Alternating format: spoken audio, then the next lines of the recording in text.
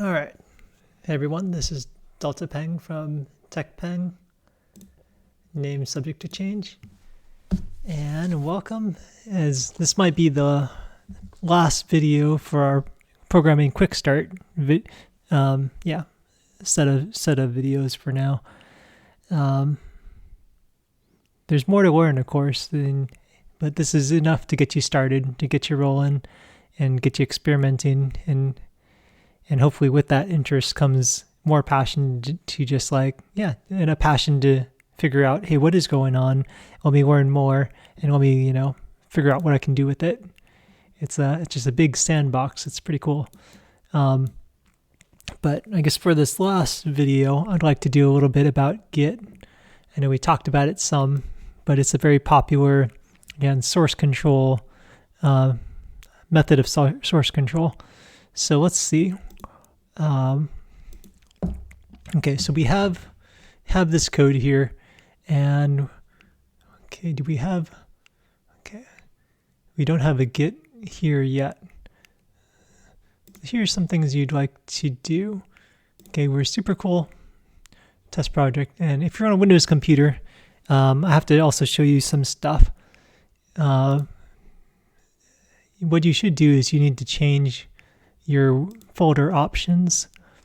This is, I think, Windows 11, so this is how you do it here. And you can always look it up. You can always Google it to find out how to do it in the other OS versions. I have it set up, but defaultly, okay, so extra options. Let's see if I can find it. Here we go. Folder, advanced settings, folder options. Defaultly, Windows kind of stupidly has this set to don't show hidden files, and defaultly has this set up hide extensions for known file types. And I guess it's a bit, I don't know, easier maybe for the common person, but I think it's a stupid default decision because it's not a safe one. So if I apply this, so here's my current file structure, right? If I apply this, see, you don't see the .json anymore. You don't see like, oh, this is a .text file or .md anymore, because it says, hey, if we already know what the file extension is, hide it. And this is unsafe because, like as you go, it's good to get awareness of what the different file extensions are. So let me put this back in, because then you can look at a file and you can immediately know, hey, this is supposed to be JSON data. This is supposed to be an MD file, which is kind of like a text file. But then as you go, you'll discover common like picture types are like PNG or JPEG or GIF. So like some people fall for scams online or like on the internet or like on your phone, like because they'll get a text message but it says it's from their friend, but it may be like a hacked account or a hacked email, and it'll say something like, hey, look at this cute cat video I found, or cat picture I found, and it'll be called, the name will be like cat video, but it won't be like a .jpeg, it'll be like .exe. If you remember, .exes are programs. They're not they're not pictures, not videos. And so if you run that on your computer, that means it runs computer code instead of just showing you a picture or showing you text or whatever. It runs a computer program, and if you do that, that's how you can get like a virus or malware on your computer, because you don't know what it's doing. It could be like totally messing everything up. It could go and delete files on your computer or lock them, and then the hacker might be like, hey, if you want your files back, you got to pay me money. And so that would be easily avoided if people like didn't have this hidden and people had more awareness of what the file extensions are. So I would say, go to your folder options, uncheck that, don't hide the extensions, and then also show the hidden files, because that's useful at times, especially if you're like going to be programming or developing. This is sometimes you'll need to mess with hidden files. So and either way, it's good just to see them and know that they're there. All right. With that said, Here's my project. I know it's not in Git source control right now, because if it was, it would have a .git folder. So let me go in. Okay, if I was doing this from scratch, let me just cancel out of this guy.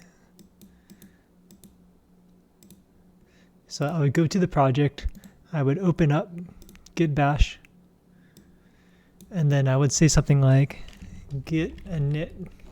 So kind of before, if you remember, this is the program, and this is like the command that it wants to run. So we have a git on our system. When we created git bash, when we ran that, when we created git bash, it also installed git. So we'll say git init. Okay, and so now it says initialize empty git repository. So now we see there's a git.git folder here. And I mentioned if it starts with a dot, that means it's a hidden file. So it's a little bit translucent. I don't know if you can see that. But but in our folder options, you know, again, you wouldn't see that immediately if you had don't show hidden files, you wouldn't be able to see that. So you wouldn't even know that it's there. So we don't want that. We want to see hidden files. Okay, so now I know that Git has the potential to be tracking all the code here now. Aside from that, what do I need? There's something called .git ignore. So let's take a look at that. And a lot of files like this, it doesn't technically have a file extension. It's a dot, so I think it's... So, I don't know. I think we still saw it when the hidden folders were removed, though. So, but either way, it's actually just a text file. When you see certain files and you're not sure, you can go right-click, select it, right-click, open with, more apps. Let's look at it from a notepad perspective. That's pretty safe because it's only supposed to spit out text. All right. So this file means, hey, if you have Git, ignore these files or folders. And that's important, especially for node modules, because we don't care if this node modules changes. Because if you remember, it has like 800 folders in it, and it's like 270 megabytes. So we don't care. That's too much data. The only thing we care about is the code basically, and maybe copying this out so we have Git history. But yeah, and also ignores some things like the build folder, but we don't care about that either. So we don't care to track that. And so this says exclude everything here. And part of that reason, again, if you remember, is like npm, the node package manager. That's the thing that's keeping track of all of our libraries, right? All of the things that the shared code that we get from other people. But all this is supposed to be like common information, right? It's not special like our code is. That's like unique. It's just a copy of their library data so that we can use it, so that we can run cool stuff like Bootstrap or use effect or use state from React, right? So it's some common code that millions of people are using. So when we're storing our code, you know, that's 270 megabytes. If I look at everything except for that, how big is it? So what I did is Control A to see everything. If I hold Control and then left click this, then that'll unselect it. So I right click on one of the selected items, properties. Of all seven items selected, it's 723 kilobytes. So that's less than 1 megabyte. This is the unique stuff. This is the stuff that we code, and the specific commands that we created for the computer. It's our programming code, and this is what we care about. We don't care about, this stuff, which is all the same across millions of users. So when we're storing it in Git, we don't want all that extra. We don't want to copy data, right? We don't want to. It's like the thing of good code. We don't need duplicates. If they serve no purpose, it would just create a lot of unnecessary, it would just use up a lot of unnecessary space. So we just, and so instead of having to copy this thing, package.json, remember, that's the thing that's keeping track of, well, what's actually in the node modules folder, what libraries and what versions. Our package.json's keeping track of it. So we don't need this.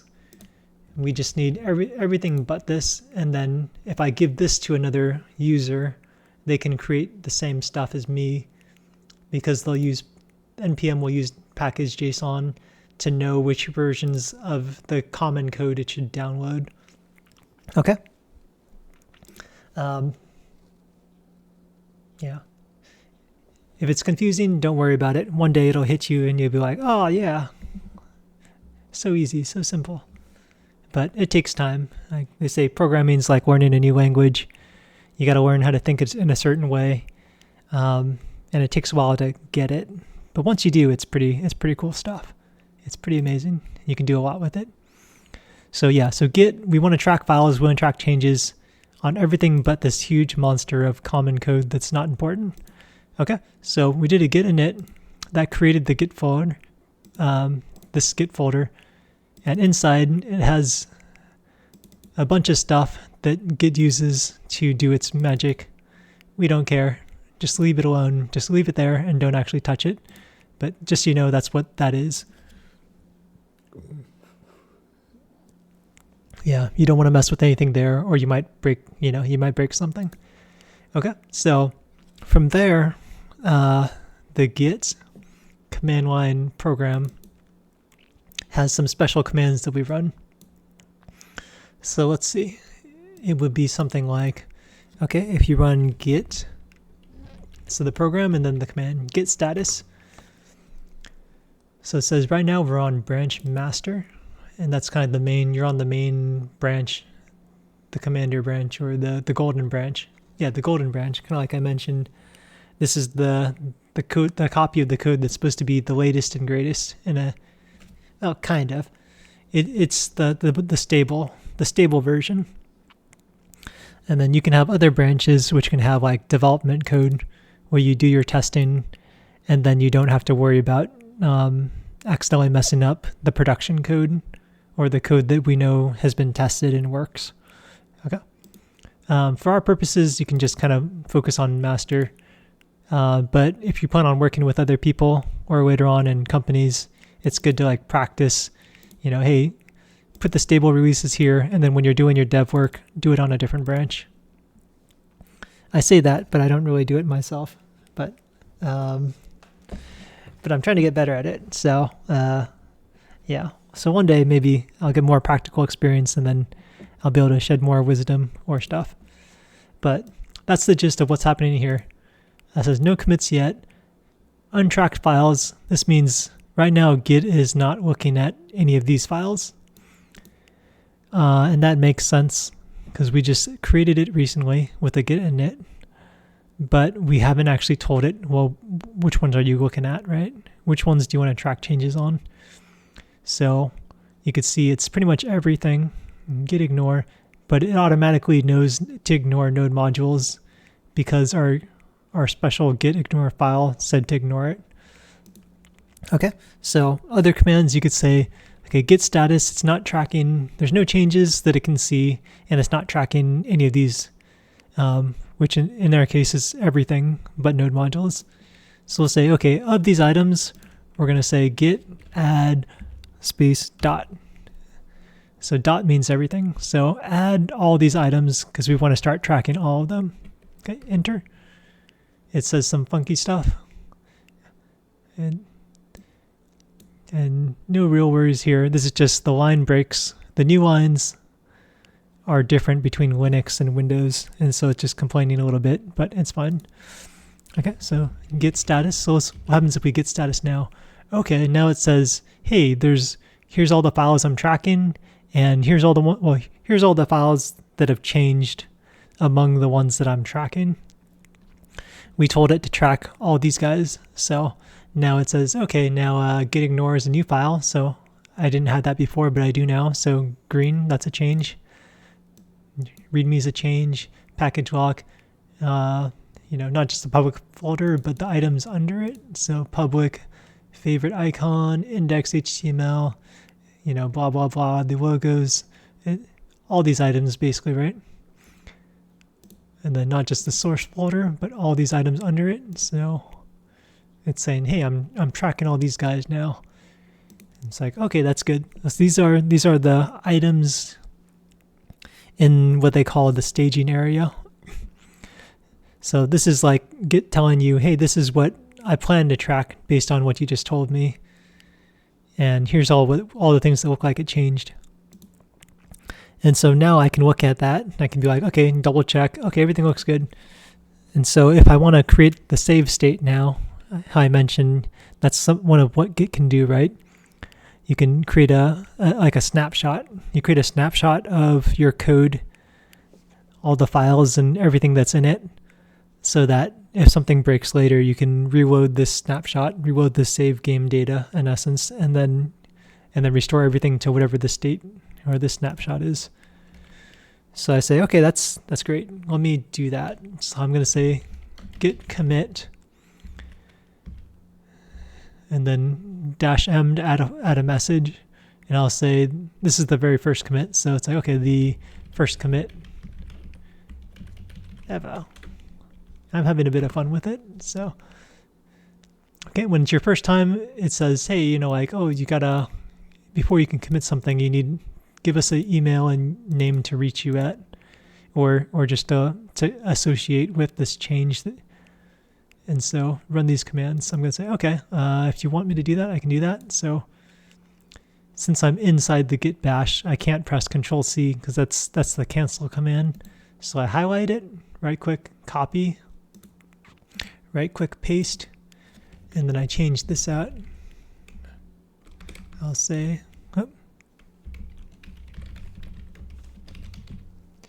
put an email. Okay. That's the first command. Second command.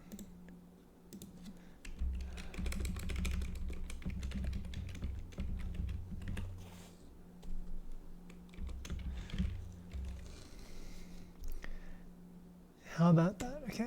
Username. All right, cool. And now I'm going to try again. Up arrow, up arrow, up arrow. Now, okay, wait. I'll get status again. Yep, so nothing changed yet. Okay, I'm going to commit it and see if it works this time. Okay, so now it says committed to the master, 18 files changed, blah, blah, blah. So now if I git status, okay, so you're on the branch master still, and based from the last change, nothing else has changed. Your tree is clean. All right, so let me see. Let me go to, right now, if I do git remote -b, it's not connected to anything remotely. So this created a save state and it's just all local at the moment. So it did some magic in the .git folder so that if I ever need to, now I can change everything back to this state. But again, I'm not saving it anywhere online. So let me go to GitHub, that popular Git site, and let me create a new repository. Create a new repository. So repository is just like, okay, this is just a project, a Git project. What did I call it? Super cool test app. So I'll call it super cool here. Super cool. Test Git example. If I make it public, that means anyone can see the code and anyone can copy it. So just be careful. If you're not sure, it's better to start private. You can do some stuff like add a readme if you want to. I'm going to say, nah, create repository. So what this does is it just set it up. It set up a space for a Git project inside my GitHub profile called, username super cool. Okay, so if I refresh it, right now this is just the starter messages. There's no actual code in here. If you remember, okay, I'll open up a new tab. If you remember, when I was talking about the other project, Talking Point, right? Here's what it looks like when it has files in it. And it looks kind of similar, right? It looks kind of similar to this new project we made. Super cool test app. Now that you have some experience with it, it's like, okay, it ignored the .git. So it looks like .git didn't get sent over. Source, okay, the node modules definitely got skipped because we wanted that to happen as a public in the source folder. Okay, cool. Git ignore, this is some new one here. So that package JSON, yep, package block JSON and readme. So TalkPoint has some extra stuff, but you can tell that the general files are also here too. Okay, so from this point, you can either, it says, hey, you can either just, if this is the start of your project, you can start adding new stuff to it, or if you have an existing repository, if your project already exists, then you can connect that to this placeholder that we have on your profile called Supercool that's private, right? So let's see, I have this, right? I have this app already that we created, this website. So let me run this instead. It says git remote add origin github.com, blah, blah, blah. So this is from the GitHub site, right? So it's connecting the GitHub's, my usernames, the super cool Git project, and it's telling you, add that to whatever project you run this on. And then something like maybe connect the master branches. It's like calls this the origin, connect the master branches or something, and then push it up to the origin. Something of that effect. I don't fully know, but that's kind of the gist. So I'm going to copy it. So which project do I want to save? It's super cool. So let's see, back to Git Bash. All right, so make sure I'm in super cool test app. All right, so git status, nothing changed, I think. Okay, so I'm going to paste these 3 command lines in. So it's going to run it in order. The top one, next one, next one. So enter. Whoops. Sign in with code. All right, give me a second.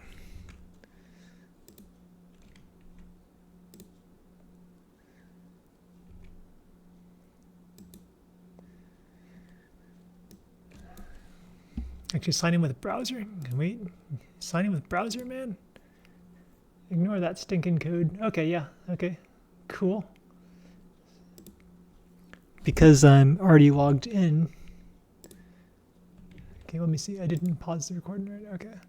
Yeah, since I'm already logged in, it recognized, hey, you're already logged in. Okay, we can prove, since you're logged in here, you're probably, you're probably safe here. So, accepted it, and here it ran some code magic, ran some program. Looks like it compressed the data and then sent it up. So now if I run that git remote command, git remote -v, and now it says, hey, you're connected to some remote branch, and it's called identified as origin, and here's the location. So now, let me think. So if I git status, okay. So now your branch is up to date with origin master. So I guess origin would be GitHub, the GitHub master branch. This branch here, this local code is the same as the golden version, the origin version on GitHub that's also master branch. Okay, so let's see. Back over here, let's go ahead and refresh this page. And you should see, yep, now it has the code. Now it has this code here, is here. And what else do we see? Hey, look at this. This is the same commit message that we added. We can see if we can prove some of this guy. Source, oh, come on, buddy. Source.js. Is this the same code? And handle change, set favorite dessert. Yeah, that looks familiar. JSON placeholder, yeah. Oh, here's that date, yeah. Yeah, local count, state var count. Yep, this is definitely our code. So now whenever I make changes, let's see.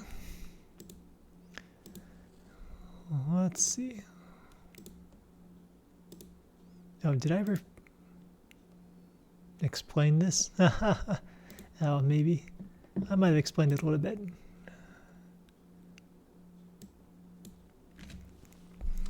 Well, if not, then maybe another time. Okay, where was I at? Super cool. Let's keep on going for the Git stuff. Let's say I make some changes like, oh, I don't know. Let's say update the date and it becomes some future date. Okay, this is mid-month. And then let's do our taxes. Yo.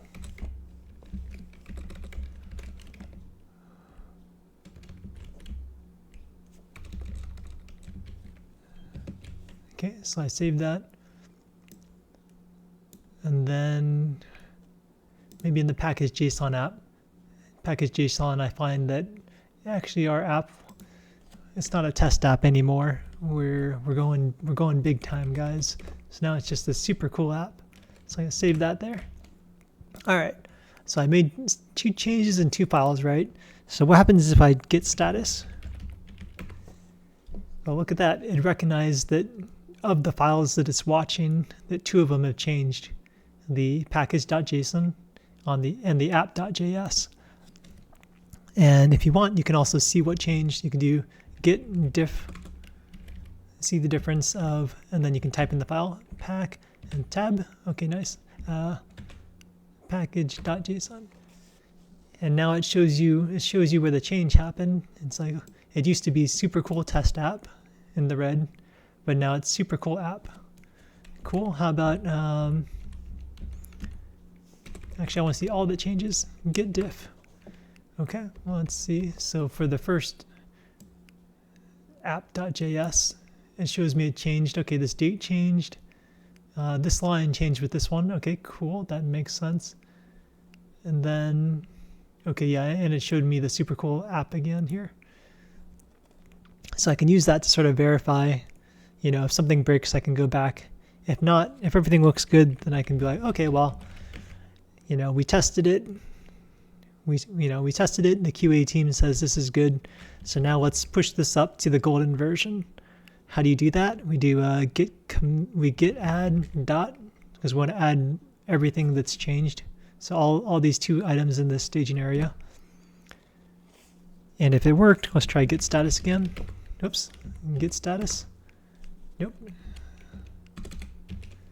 Git status. Okay, so now it's green. So now they're approved for being committed to like a save file or save state. But then to actually commit it, I have to do git commit -m. Okay, let's say change date for taxes. And we go in big time, baby. Okay, close that quote, double quotes, all right. It looks like it liked it. Let's double check git status. And looks like, okay, it says everything is working tree is clean, nothing to commit, so there's no changes. But it also says something else here. It says, because I'm connected to another branch, it says, hey, we noticed that your branch is ahead of the origin, or the GitHub, the origin master by 1 change, one save state. So like if I went back to GitHub and I refreshed it, and I look at the app, it still has the old code in it. It still has the first save state, but it hasn't gone any further. Let's try again. Super cool. Package.json. Yep, it's still the test app. So it hasn't changed at all because we haven't pushed the data up to this golden version yet. We've just made the save state. And that's why it says that we're ahead of the origin master by 1 commit. All right. So how do we push the code up? It's as simple as git push origin master. All right. So that means any new save states, we're going to push it up. Let's try it. Git push origin master. All right. It ran a similar thing to like the very first time. Okay, let's check Git status. What do you say now? Oh, now it says we're up to date, so we're in sync with the golden version. Let's verify it. So if it's true, then our golden version should have our newest set of code, right? So let's refresh it. Okay. Oh, and if you look here, we have some files with the first commit ever, yeah. And then but these two changed and have the new message that we made. So let's check this out. Package.json. Yep, super cool app. There it is. And let's see, what latest commit? Can we see it? I want to see if I can show me the change. Okay. So this is, if I look at the latest that commit, it shows me what changed in both files. So the test disappeared. And then, yeah, more specifically, it says, hey, this date changed, this due hour got added, and starter got changed with taxes. So it nicely shows you everything that changed in this last save file. And now that I have two, save states, files, or commits, if needed, I can jump back to this one, or I could jump back to the first commit ever if I needed to. There's ways to do that. But yeah, so that's the gist of how it works. If you had other users, they can instead of doing a git push to push it from the local machine up to the server on GitHub, if you do a git pull, it'll, like, instead of being ahead, if someone else checked, you can check if you say git fetch. Okay, and then you do git status. Okay, it says I'm still up to date, good. But pretend if I was a different, this is my computer, but if there was like a different computer, so someone else working on it who only had the first changes, then what they would do, like in a work environment, before they go start their workday, they would run git fetch, and then they would run git status, and then it would tell them, hey, you're one commit behind the origin master. If you see that, that means, hey, your code's out of date. And then you can do, hey, git pull origin master. So push to save it to the server or to this new other thing, and pull to load it from that other thing. So they would run a git pull origin master, and then it would load the data. And then now their code would be up to date with the golden version. Okay. And then in my case, it's like, okay, well, technically you're the same, so nothing happened. But that's the gist of how it's able to manage code amongst multiple people, and how you would update it and how you would get newer versions of it. All right, and so that's the gist of Git. It'll be a very useful tool in the future for you. Let me think.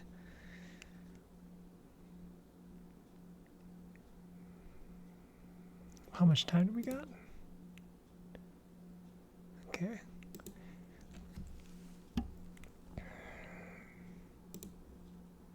Trying to think. So this is, I was trying to explain some about React and how React data flows. Although I'm trying to, can I explain it well enough? So it starts with talking about React data. Yeah, so the Git part's done. I'm just going to add a bit about React data and how it flows. Okay, the point of it is it's supposed to be at the top level, you have React, the app, and then the data that you're supposed to load the data kind of up here, like the user data and whatnot. And then you're supposed to pass it to all the items under you, like the elements under you. So kind of as an example, if you were at this top level tag, you would kind of load the data near the top, and then if something else needed it, like, hey, like, I don't know, the special message needs this favorite dessert, you're supposed to sort of get the data beforehand and then pass it down, kind of like we calculated the data in the code and then pass it down and then import it into here when we see the curly brackets. So that's kind of a similar thing here, where you have the app, and then these would be separate components, or like separate, kind of like separate pages of the website. Kind of like these could be like individual, like 3 individual branching kind of pages, right? 3 branching pages. And so ideally you want to get the data at the initial load and then just pass it down.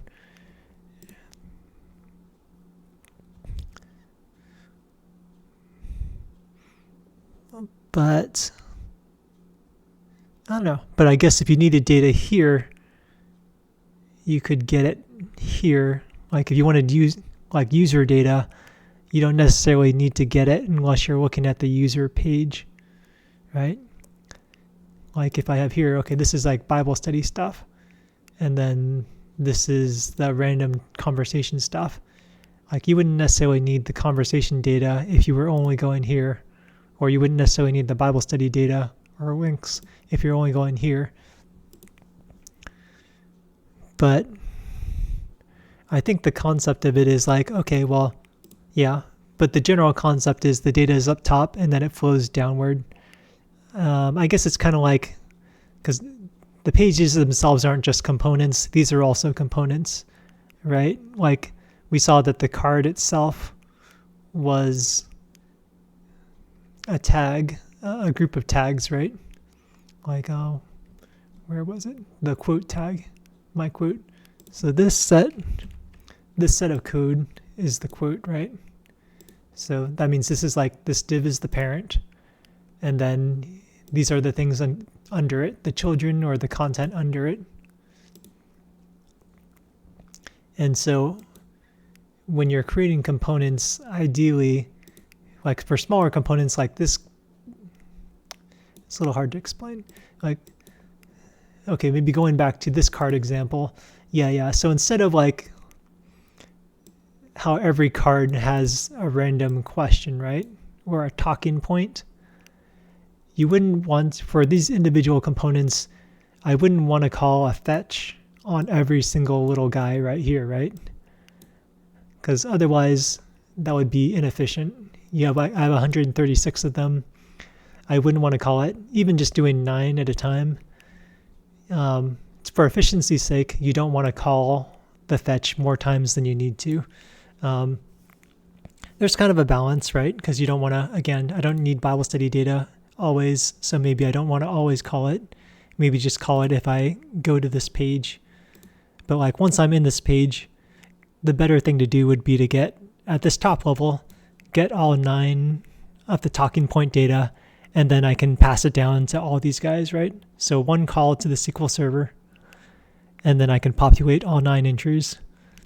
And you wouldn't want to do 9 separate calls here, or eventually you're gonna, you could if it gets too much traffic, the server might go down, and then that means your whole website goes down then, and that wouldn't be useful or good.